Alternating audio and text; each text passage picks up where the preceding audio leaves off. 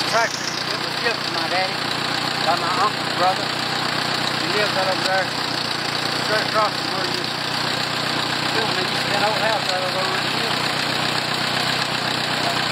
He gave this tractor to my daddy.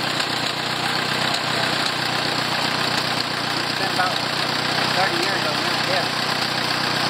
Before Daddy died, we restored it. We started working on it before Daddy died. It took me about 6 months after he died to get it finished.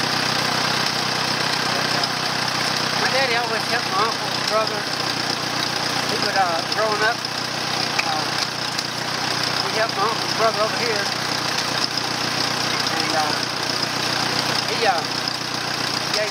gave Daddy, Mom and Daddy this piece of land right here. 2 acres. Wow. And my other uncle, his other brother, one gave Daddy this tractor. Uh-huh.